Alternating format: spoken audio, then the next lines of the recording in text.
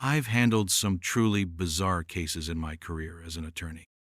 I've seen corporate disputes that hinged on the interpretation of a single comma, family squabbles over porcelain cat collections that were worth more than a luxury car, and contract law that would make a sphinx's riddle look like a nursery rhyme. But I can say, with absolute legal certainty, that the only time I was ever sued on the premise that my property had failed its solemn duty to crumble gracefully upon being struck by a vehicle was when my own homeowners association decided to declare war on my mailbox. It's a wild one, so settle in, and do me a favor, drop a comment letting me know where you're watching from, because this story of suburban warfare apparently has universal appeal. It all started when I finally achieved a lifelong dream, buying a piece of land just far enough outside the city to see the stars properly. It wasn't a massive Texan-style ranch, just a comfortable 10 acres in a semi-rural community we'll call Whispering Pines Estates. The name was a classic developer misnomer. The pines were mostly scrub oaks, and the only whispering was the constant, low-grade hum of gossip from the HOA. I'd moved there for peace, quiet, and the freedom to have a workshop larger than my old city apartment. I'm a lawyer by trade, yes, but I'm a builder by soul.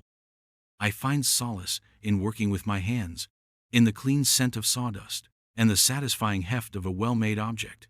This is an important detail. I didn't just buy a house, I bought a project. I spent the first year reinforcing fences, building a chicken coop that was probably over-engineered to withstand a Category 3 hurricane, and generally making the place my own.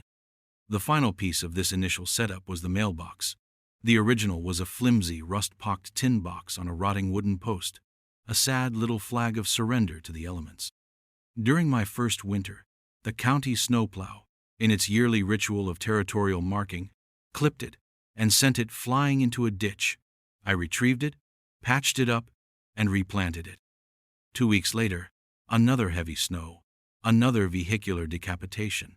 This was not a sustainable model of mail delivery, so I decided to solve the problem permanently. This wasn't about defiance, it was about practicality. I'm a man who believes in doing a job once and doing it right. In my workshop, I went to work. I acquired a 6-inch diameter, 1/4-inch thick steel pipe. I dug a hole 4 feet deep, well within the legally prescribed distance from the road's edge. I measured it 3 times, because that's the kind of man I am.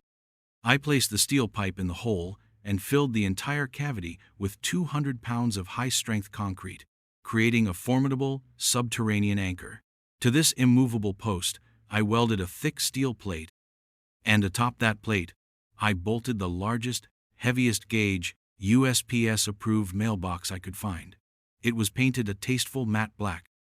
It was, in my humble opinion, a masterpiece of functional art. It was solid. It was immovable. It was, for all intents and purposes, the Fort Knox of mailboxes. It could withstand a direct hit from a snowplow, a stray deer, or, theoretically, a small meteor. What I hadn't factored into my threat assessment was the sheer, unadulterated incompetence of the Whispering Pines Estates Homeowners Association Security Patrol. The Security Patrol was the brainchild of one Bartholomew, Bart Higgins. Bart was a man who had peaked in life when he was given a fluorescent yellow vest and a walkie-talkie. He was a retired security guard from a dying shopping mall, and he carried himself with the grim self-importance of a man who had seen too many teenagers try to shoplift Axe body spray. He was the HOA board's self-appointed chief of security, a title he'd likely bestowed upon himself. His domain was patrolled in the Whispering Pines Security Interceptor, which was, in reality, a 20-year-old Ford Crown Victoria he'd bought at a police auction. It was painted a civilian white, but Bart had lovingly adorned it with stick-on security decals that were already peeling at the edges, and a cheap amber light bar he'd ordered from an online catalog, which he would activate with alarming frequency for infractions as minor as a resident's trash can being left out an hour past the designated collection time. His partner, a meek, perpetually nervous man named Lenny, served as his loyal squire, nodding in agreement and occasionally jotting things down in a little spiral notebook. They were, for the most part, a rolling joke, a source of dry amusement, until the day they met my mailbox. It was a beautiful Saturday afternoon. I was in my workshop, meticulously organizing drill bits, when I heard the sound. It wasn't just a crash. It was a percussive, metallic thump followed by the sound of groaning, tortured metal and the distinct tinkle of breaking glass. It was the kind of sound that makes you stop what you're doing immediately. I walked out my front door and surveyed the scene. There, nose first against my mailbox post, was the security interceptor. Its front bumper was bent into a sorrowful V shape. The hood was crumpled like a piece of used tinfoil. One of the headlights was shattered, and a small puddle of greenish fluid was beginning to form on the asphalt beneath it. My mailbox, by contrast, was immaculate. It hadn't budged a millimeter. The black paint on the steel post had a slight scuff mark, which I suspected I could probably buff out.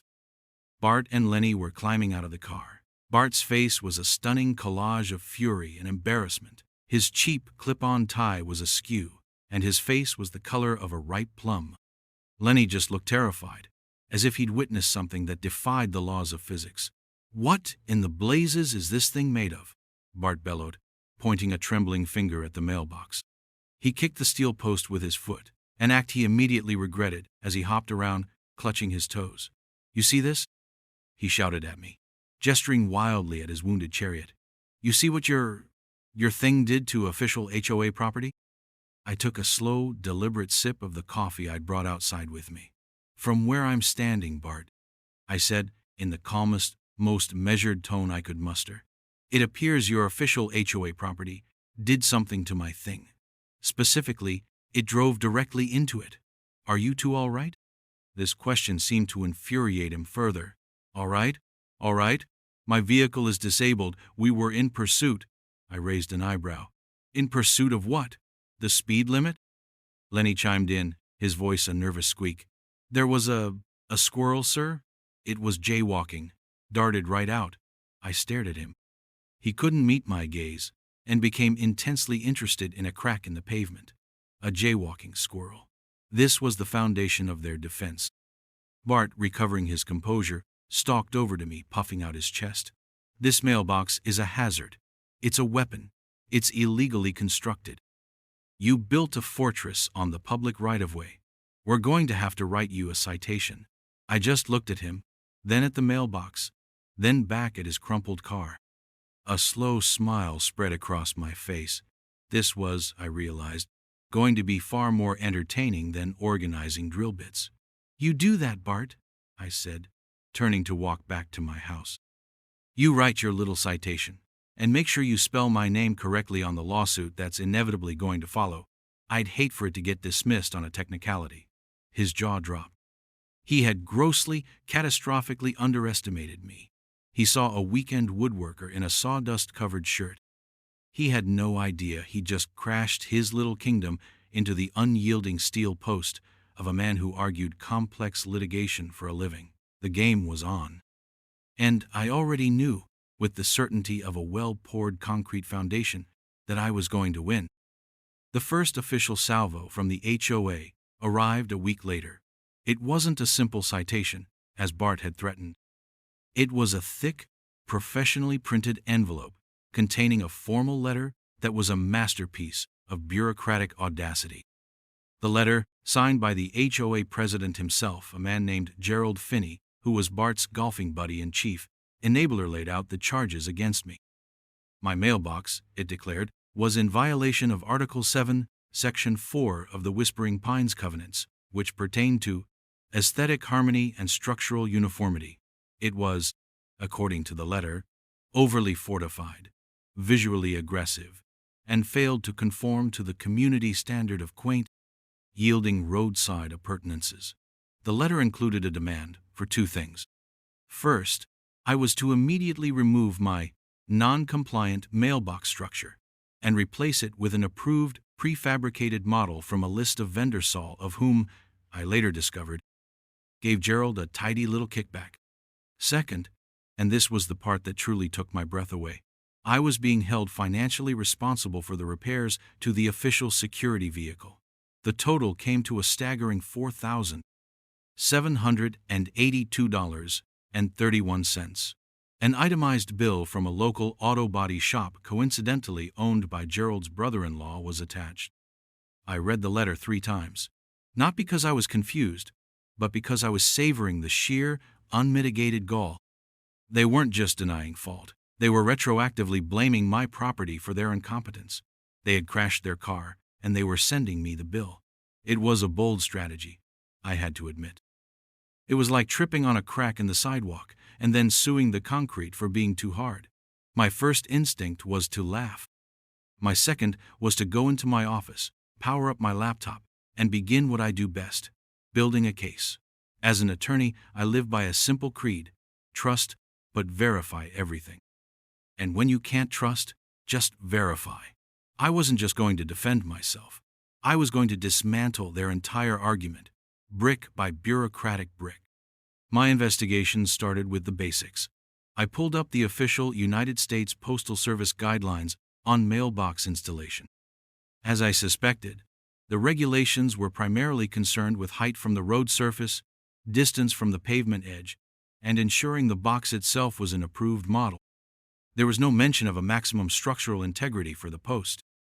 In fact, many guides for rural areas like mine actively recommended using sturdy materials like steel pipes and concrete footings precisely because of issues like snowplows. I printed out the relevant sections, highlighted them in yellow, and placed them in a new file folder I labeled HOA versus the Mailbox of Doom. Next, I went to the county. I pulled the public records for our subdivision, including the official plat maps and the documented right-of-way. I used a surveyor's tape and measured the exact distance from the edge of the official county road to the center of my mailbox post. It was 3 inches further from the road than the county maximum allowed, meaning I had given them even more room than was required. I took time-stamped photographs of my measurements from multiple angles. These went into the folder. I then paid a visit to the County Road Commission. I spoke to a wonderfully cantankerous old engineer named Stan who had been dealing with suburban squabbles for 40 years. When I explained the situation that my HOA was claiming my mailbox was a road hazard because it didn't brake when their security car hit, Ive let out a wheezing laugh that echoed through the dusty office. "Son," he said, wiping a tear from his eye, "if every mailbox that got hit by a car that drove off the road was a lawsuit, we'd all be broke. We tell people to build them strong. Saves us a headache. As long as it's not in the roadway, it's not our problem." It sounds like their problem is with their driver. He was happy to provide a signed letter on official county letterhead, stating that my mailbox placement was fully compliant with all county codes and ordinances. That letter went straight into the folder, right on top of the USPS regulations. Finally, I turned my attention to the HOA's own governing documents, the very covenants they were trying to use against me. I spent an evening reading the 100-page document from cover to cover. It was a dreary journey through rules about lawn height, fence colors, and the forbidden placement of garden gnomes. I found Article 7, Section 4. It was, as I'd expected, a masterpiece of vague language, full of phrases like harmonious aesthetic and in keeping with the character of the community. It was the kind of catch-all clause that power-hungry boards love because it can be interpreted to mean whatever they want it to mean. However, what it didn't contain was any specific measurable standard for mailbox construction. It didn't specify materials, post diameter, or footing depth. It was legally unenforceable due to its vagueness. But then I found something even better. Tucked away in an appendix about winter preparedness and maintenance, a section added 5 years prior after a particularly bad snow season, was this beautiful little sentence. Residents on county-maintained roads are encouraged to ensure their mailboxes are securely installed to prevent damage from snow removal operations. They had, in their own documents, encouraged exactly what I had done. This was more than just a good piece of evidence. This was irony of the highest order. I photocopied the page, circled the sentence in red, and added it to my growing pile of ammunition. The final and most crucial piece of evidence was already in my possession. The day I installed my new security camera system, I had positioned one camera, specifically, to cover my entire front yard and the street in front of it. I had hours of crystal clear, high-definition footage. I went back to the day of the incident, found the correct timestamp, and watched the whole glorious event unfold on my large monitor. It was even better than I remembered. The video showed the security interceptor coming down the road at a speed that was clearly well above the 25 miles per hour limit. There was no jaywalking squirrel. There was no sudden swerve to avoid an obstacle. What there was, plain as day, was Bart trying to operate the radio with one hand while holding a large soda in the other. He looked away from the road for a full 5 seconds to argue with Lenny about something. In that time, the car drifted gently, inexorably to the right, its trajectory aimed perfectly at my mailbox. The impact was almost comical in its abruptness. The video also captured the audio perfectly. I could hear their conversation after the crash. "My soda!" Bart yelled first. Then, after a string of curses, came the moment of inspiration. "We'll say we were avoiding something. A dog. No, a squirrel. Yeah, a squirrel. And this thing, is built like a tank. He can't do that. We'll blame the mailbox. It was a smoking gun." It was a signed, videotaped confession set to the soundtrack of their own idiocy. I saved the file to 3 separate hard drives and a cloud server. My case was now airtight. I had federal guidelines, county ordinances, their own internal rules, and video evidence of their negligence and their conspiracy to cover it up. I drafted my response. It was not a pleading letter. It was a cold, factual, legal counteroffensive. I systematically refuted each of their claims, citing the specific evidence I had gathered. I denied any and all liability. I formally rejected their demand for payment. And then I went a step further. I included a paragraph informing them that my mailbox had sustained minor cosmetic damage and that my security cameras had captured the entire incident, including the driver's clear negligence and their subsequent conversation. I concluded by stating that if they chose to pursue this matter further, I would not only vigorously defend myself, but I would also file a counterclaim for my damages, my legal fees, calculated at my standard hourly rate, and punitive damages for malicious prosecution and filing a frivolous lawsuit.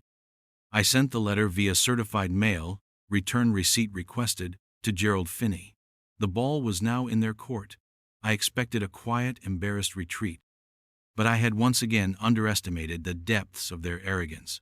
They decided to double down. 2 weeks later, a process server showed up at my door. The Whispering Pines Estates HOA was officially suing me. Getting served with a lawsuit from your own HOA is a surreal experience.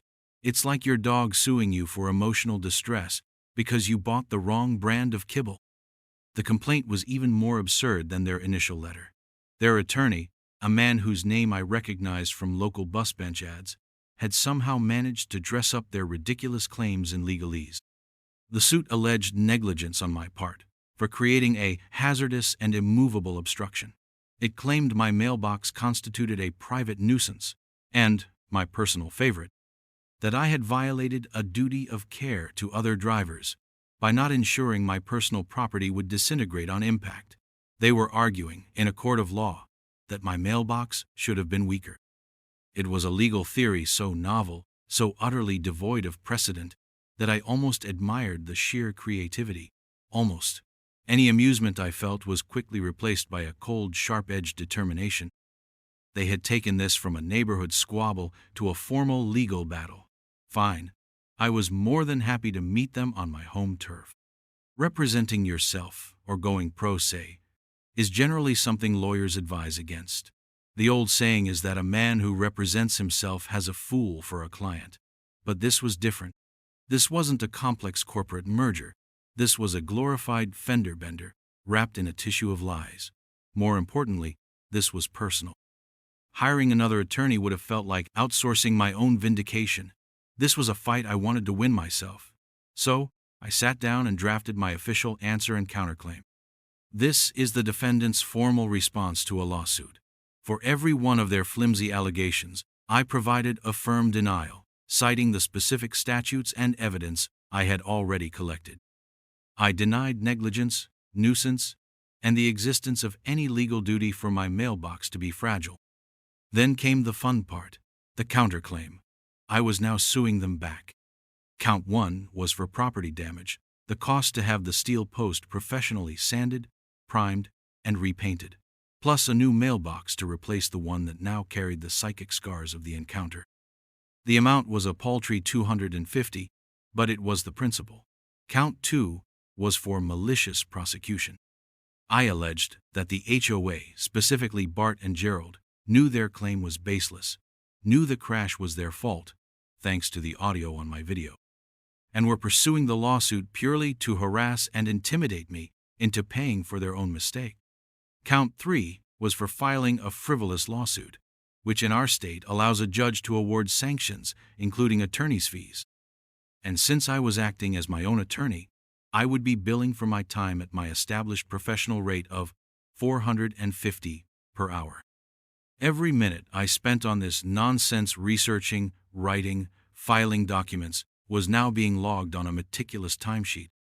Their little $4,700 claim against me was about to become a very expensive lesson for them. With the initial pleadings filed, the legal process moved into the discovery phase. This is where both sides get to demand evidence from the other. It's where cases are often won or lost, long before a judge ever sees the inside of a courtroom.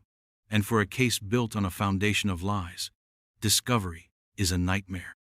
I served them with my first set of interrogatories, a long list of written questions they had to answer under oath, and a request for production of documents. My requests were surgical. I wanted everything. All training materials, manuals, and certifications for the HOA Security Patrol. I knew they didn't exist. All maintenance records for the Crown Victoria. I suspected they were spotty at best. The official incident report filed by Bart and Lenny. I couldn't wait to see how the jaywalking squirrel narrative held up in a sworn statement. I also requested the personal driving records for both Bartholomew Higgins and Lenny Petrovsky, as their fitness to operate a vehicle, even a fake patrol car, was now a central issue. The HOA's response was a study in panicked avoidance. Their lawyer sent back a flurry of objections. My requests were overly broad, unduly burdensome, and not reasonably calculated to lead to the discovery of admissible evidence. These are standard boilerplate objections, the legal equivalent of a child sticking their fingers in their ears and humming loudly. I responded with a motion to compel, basically asking the judge to order them to comply. We had a brief hearing via teleconference. The judge, a no-nonsense woman with a reputation for sniffing out frivolous litigation, took one look at the case summary and my tightly worded motion. She listened to the HOA's lawyer stammer about burdens for about 90 seconds before cutting him off.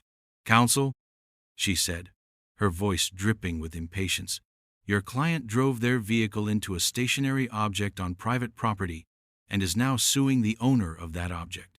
The driver's record and training, or lack thereof, are not only relevant, they're the whole ballgame. Produce the documents." She gave them 10 days. What they eventually produced was even better than I'd hoped. There were no training manuals. The incident report was a single paragraph, handwritten by Bart on a piece of notebook paper, which mentioned a sudden, high-speed squirrel and described my mailbox as an unmarked, hardened fortification. The maintenance records for the car showed it was 3,000 miles overdue for an oil change and had a recurring issue with pulling to the right, which had never been properly addressed. And then there were the driving records. Lenny's was clean. Bart's, however, was a minor masterpiece. 2 speeding tickets in the last 3 years, both within the Whispering Pines estates, and the crown jewel. An at-fault accident from 4 years prior where he had rear-ended a stopped car at a red light and claimed his brakes had mysteriously failed. The insurance investigator at the time had concluded he was likely distracted. It was a pattern. Bart Higgins was not just a mall cop with a messiah complex, he was a demonstrably bad driver. All of this evidence was fantastic, but I knew the real turning point would be the depositions. A deposition is sworn testimony taken out of court. It's a chance to question the opposing party under oath with a court reporter transcribing every word. It's where you lock down their story, expose their inconsistencies, and get them to make admissions that will destroy their case later. I scheduled 3 of them: Gerald Finney, the HOA president, Lenny Petrovsky, the passenger, and the main event, Bartholomew Bart Higgins himself. I was going to get them all in a room, look them in the eye, and dismantle their fiction, one lie at a time. The video from my security camera was queued up on my laptop, my secret weapon, ready to be deployed. I felt a sense of calm, focused anticipation. They had started a war of paperwork and intimidation, but they were about to find out what it felt like to be cross-examined by someone who did it for a living. The depositions were scheduled to take place at a neutral conference room in a downtown office building. It was a sterile, impersonal space with a long mahogany table, an urn of mediocre coffee, and an air of quiet tension. I arrived first, setting up my laptop and arranging my files with practiced precision. My exhibits were neatly labeled. Exhibit A was the county ordinance map. Exhibit B was the USPS regulations. Exhibit C was the HOA's own covenants with the relevant section highlighted, and so on. The crown jewel, the video file, was minimized on my desktop, waiting for its grand entrance. The HOA's lawyer, a harried-looking man named Dave, arrived next with his clients. Gerald Finney, the HOA president, was a man who looked like he'd been poured into a golf shirt that was one size too small. He tried to project an aura of bored authority, but his constantly darting eyes gave away his nervousness. Lenny Petrovsky looked like he was on his way to his own execution. He clutched his spiral notebook like a holy relic and refused to make eye contact with anyone. And then there was Bart. He strode in with a counterfeit swagger, wearing a cheap blazer with a Whispering Pine security patch sewn onto the pocket. He sat down opposite me, crossed his arms, and tried to fix me with what he probably thought was an intimidating glare. It was like being stared down by an angry garden gnome. We started with Gerald. Under oath, I had him confirm his role as HOA president, his friendship with Bart, and the fact that the HOA board had voted to file the lawsuit based entirely on Bart's version of events. Did you at any point conduct an independent investigation into the crash, Mr. Finney? I asked. I trust my security chief, he blustered. His report was very thorough. The report written on notebook paper that mentions a high-speed squirrel? I asked, holding up the photocopy. Did you attempt to contact any other witnesses? There were no other witnesses, he stated confidently. Did you review any video evidence? There was no video evidence to review, he said, a little too quickly. I made a small note on my legal pad. He was lying under oath, and he didn't even know it yet. Next up was Lenny. He was a nervous wreck. The court reporter had to ask him to speak up 3 times. I was gentle with him. I treated him not as an adversary, but as a man who was in over his head. I asked him simple chronological questions about his day. What time did they start their patrol? Where had they been? What were they talking about just before the crash? He kept glancing at Bart, who was now giving him the full-force angry gnome stare. Mr. Higgins was, adjusting the radio. Lenny stammered. And he had a beverage. A big gulp, I think. So he was not at that moment looking at the road? I asked softly. Lenny's eyes widened. He looked at Dave, the lawyer, who just sighed and rubbed his temples. I can't recall specifically, Lenny mumbled, retreating into a shell of coached ignorance. It was fine. I didn't need him to confess. I just needed him to contradict Bart's inevitable story. Finally, it was Bart's turn. This was the main event. He sat down with a huff, and the court reporter swore him in. I let the silence hang in the air for a moment before I began. I started with his background. Mr. Higgins, what professional training have you received in law enforcement or vehicle operation? He puffed out his chest. I have 12 years of experience in private security. I've handled everything from crowd control to loss prevention.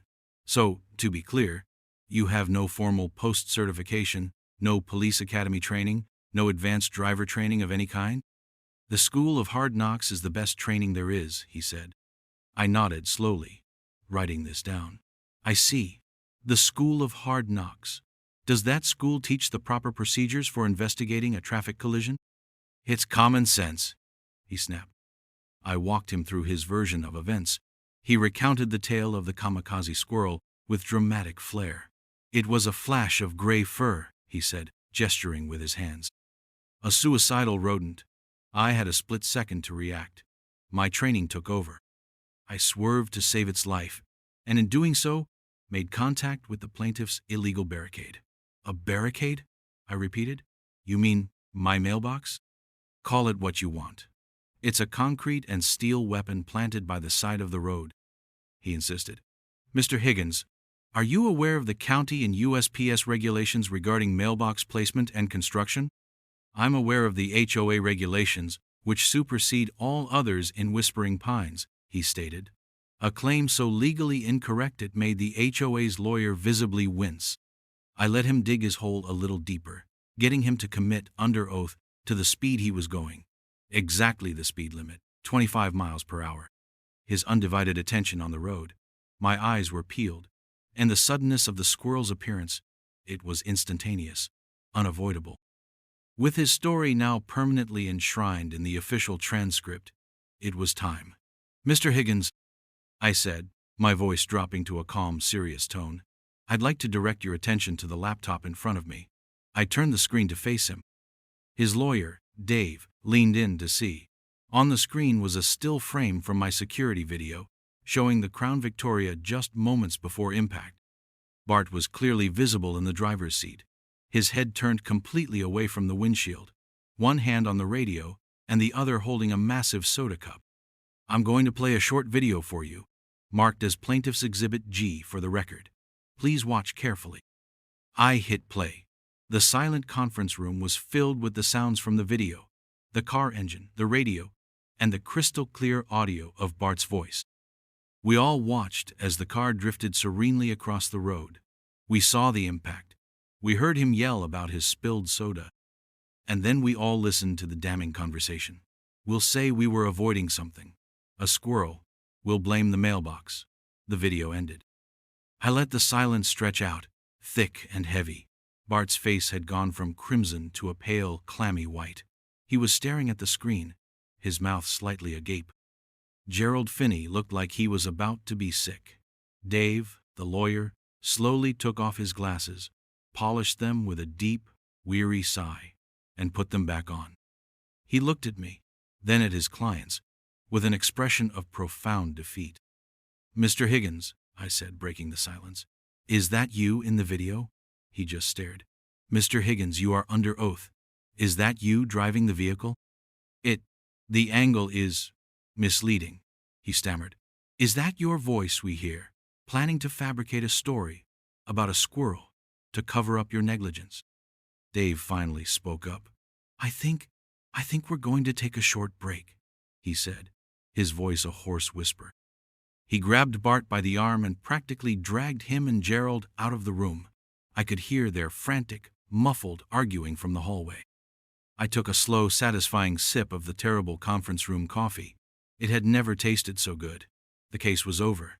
They just didn't know the full extent of it yet. The frantic hallway argument lasted for a full 20 minutes. When Dave, the HOA's lawyer, returned to the conference room, he was alone and looked like a man who had aged a decade. He slumped into his chair, slid his briefcase to the floor, and looked at me with the hollow eyes of the well and truly defeated. My clients retract their previous testimony, he mumbled, which is lawyer. Speak for, my clients are liars who just got caught. He then looked at my notepad, where I was casually jotting down the billable hours for the deposition. What do you want? He asked. It wasn't a question of negotiation. It was a plea for mercy. Here's what's going to happen, I said, leaning forward. First, your clients are going to sign a motion for voluntary dismissal with prejudice of all their claims against me. With prejudice means they can never, ever file this lawsuit again. He nodded dumbly. Second, the HOA is going to pay my counterclaim in full. That's $250 for the mailbox repair, plus my documented attorney's fees for having to deal with this nonsense. As of right now, that total is $9,825. Dave choked on his coffee. $9,000? For a mailbox? No, Dave. I corrected him gently. It's for filing a frivolous, malicious lawsuit based on documented perjury. My time isn't free. They wanted to play lawyers, so they get to pay lawyer prices. Consider it a very expensive educational seminar. Third, I continued, the HOA will issue a formal written apology to me, signed by the entire board, for the harassment and baseless accusations. That letter will be posted on the community bulletin board for no less than 30 days. His eyes widened, but he didn't protest. He knew he had no leverage. And fourth, I said, pausing for effect, the Whispering Pines Estates OA Security Patrol is to be permanently disbanded, effective immediately. Their interceptor will be stripped of its lights and decals and sold, with the proceeds going back into the HOA's general fund. This was the non-negotiable part. This wasn't just about me anymore. It was about defanging the wannabe tyrant who had been terrorizing my neighbors over lawn ornaments and trash cans. Dave just nodded again, looking at the long mahogany table as if it held the secrets to the universe. I'll draw up the settlement agreement, I said. You'll have it by the end of the day. He gathered his things like a man in a trance and left without another word. The war was won. The lawsuit was dead. But I still felt like there was one loose end. Justice, I've always found, should be thorough. Bart and Lenny hadn't just filed a frivolous lawsuit. They had operated a vehicle recklessly, lied about it in a sworn statement, before being confronted with proof, and conspired to cover it up. And Bart specifically had a pattern of it. That evening, after drafting the settlement agreement that would cripple the HOA's budget for the year, I compiled a neat little package. It contained a copy of the high-definition video, a certified transcript of the deposition, a copy of Bart's driving record, and a cover letter calmly explaining the context. I sent one package to the local police department, addressed to the chief of police. I sent another, identical package to the state's Department of Motor Vehicles, addressed to their Driver Conduct and Review Division. I wasn't suing them or pressing criminal charges. I was simply being a concerned citizen, providing the relevant authorities with documented evidence of unsafe and untruthful conduct by licensed drivers in my community. Then I leaned back in my chair and waited. The fallout was swift and spectacular. The HOA board convened an emergency meeting, from which I was told the shouting was audible from the parking lot. The settlement agreement was signed within 48 hours. A check for $9,825 arrived at my house via courier the following day. The pathetic, peeling Crown Victoria was stripped of its regalia and sat in the HOA clubhouse parking lot with a "For Sale" sign in the window. The formal apology, printed on fancy letterhead, was posted on the community bulletin board, where it was photographed and discussed with glee by every resident who had ever received a passive-aggressive note from Bart. About 3 weeks later, the final piece of the puzzle fell into place. I got a call from a neighbor, a lovely woman named Carol who had been a silent supporter of mine throughout the ordeal. "You are not going to believe this," she said, barely containing her laughter. "I just saw Bart Higgins walking to the grocery store." Walking? I asked him if his car was in the shop, and he got all red in the face and said the state had put his license on a brief sabbatical. It turned out the DMV had taken the video evidence and Bart's deposition transcript very seriously. His confession to distracted driving, combined with his previous record and the evidence of perjury, was enough for them to suspend his driver's license for a full year for reckless operation and moral turpitude. Lenny, for his part in the cover-up, received a 6-month suspension. The chief of the Whispering Pines Security Patrol and his loyal squire were grounded. The irony was so thick you could cut it with a knife. The very tool of their perceived power, their ability to drive their ridiculous car around and intimidate people, had been taken from them. Their reign of petty tyranny was over, not with a bang, but with the quiet, humiliating necessity of having to ask someone else for a ride. The next HOA meeting was the best attended in the history of Whispering Pines. Gerald Finney was unceremoniously voted out as president, replaced by Carol, who promised transparency and an end to frivolous community spending.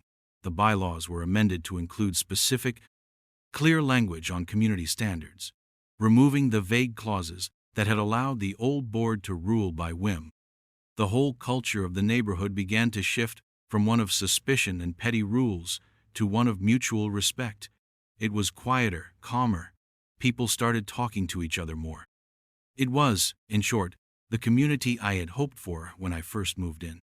And as for my mailbox, it stands there to this day, a silent, black-painted monument to the folly of pride and the importance of solid foundations. I buffed the scuff mark out, and it looks good as new. Sometimes, when I'm getting the mail, I give the cool steel post a little pat.